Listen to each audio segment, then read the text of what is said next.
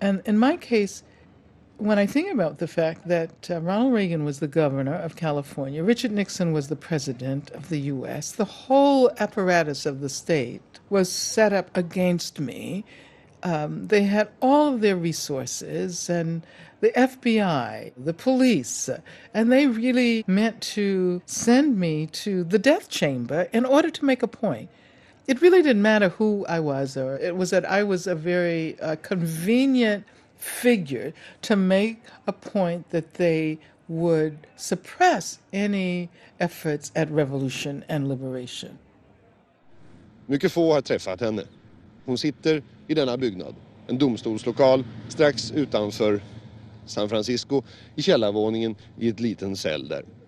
Detta är första gången en tv-kamera bärs in till henne. Själv verkar hon tyst och blek när hon kommer in. A year ago, the Black Panthers were much more active. You heard much more about that type of struggle. Is the time of the Black Panthers past? The Black Panthers still exist, and the Black Panthers are still extremely active in the Oakland community and in communities all over the country. I'm not sure whether you are aware of what is now happening in the Black Panther Party and the kinds of things that members of that party are doing now. No, but tell me. First of all, if you're going to talk about a revolutionary situation, you have to have people who are physically able to wage revolution, who are physically able to organize and physically able to do all that is done. Yeah, but the question is more, how do you get there? Do you get there by confrontation, violence? Oh, is that the question you were asking? Yeah.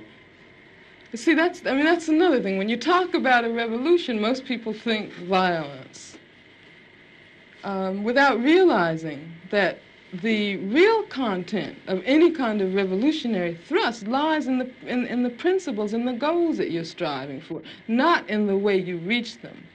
On the other hand, because of the way this society is organized, because of the violence that exists on the surface everywhere, you have to expect that there are going to be such explosions. You have to expect things like that as reactions.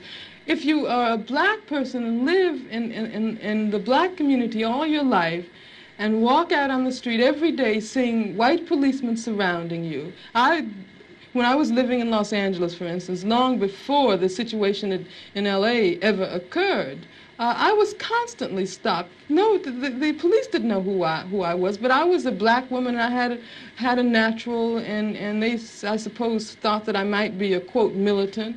And when you live under a situation like that constantly, and then you ask me, you know, whether I approve of violence. I mean, that just doesn't make any sense at all. Whether I approve of guns. I grew up in Birmingham, Alabama.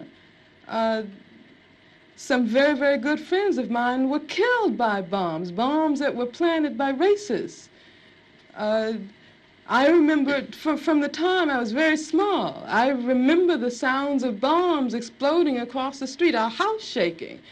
I remember my father having to have guns at his disposal at all times because of the fact that at any moment we might expect to be attacked. The man who was at that time in complete control of the city government, his name was Bull Connor, would often get on the radio and make statements like, niggers have moved into a white neighborhood, we better expect some bloodshed tonight. And sure enough, there would be bloodshed.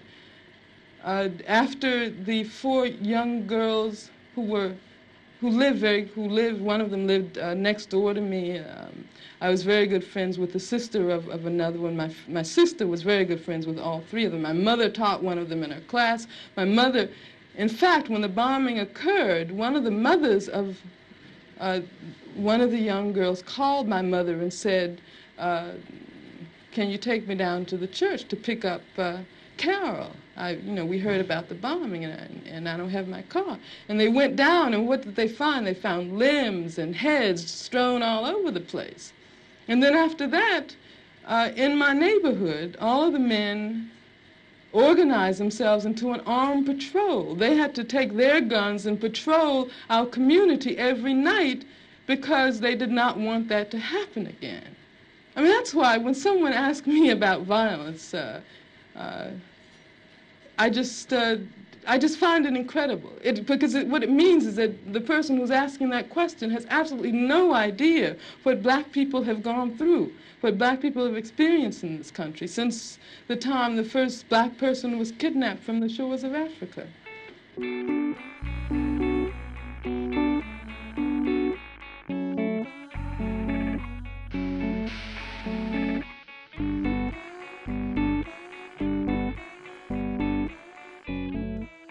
In this period, the pain to remain the same outweighed the pain to change. I see that the time period brought on an evolution, and it's contagious like hot coals. One ignites the next, and the next, and the next, and the next.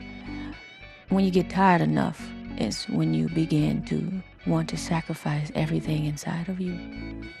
The fear just leaves. This is what happened in this time period.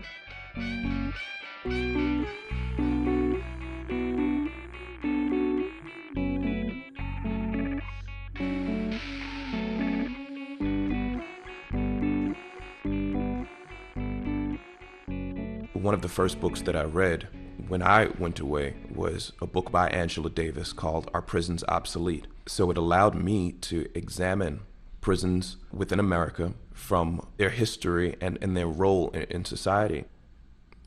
Life comes full circle sometimes. My senior paper prior to graduating was written on Angela Davis, and I studied her. I studied at her feet without ever meeting her, because agree with her or disagree with her, her thinking is so critical that it forces you to pay attention and to re-examine what you've taken for granted.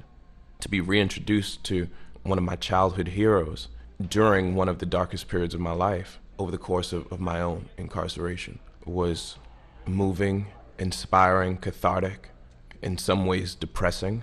The book it's neither dense nor thick. It's almost pamphlet-like, which made it really accessible as an introductory text. Other inmates would see me reading, and they'd come up to me and they'd say, well, John, I don't have a lot of experience with reading, and I don't do it often, but can you recommend a book? And on many, many occasions, I went into my property locker and I pulled out that book, and I made them promise to return it in the same condition that it was given. But that book was a treasure to me, and it remains a treasure. It's one of the things that I took with me when I left. In a thunderous, resounding, united voice, that we have no intentions of stopping this fight until we have eradicated every single remnant of racism in this country. Until we have ended the war in Vietnam and the neo-colonialism in Africa.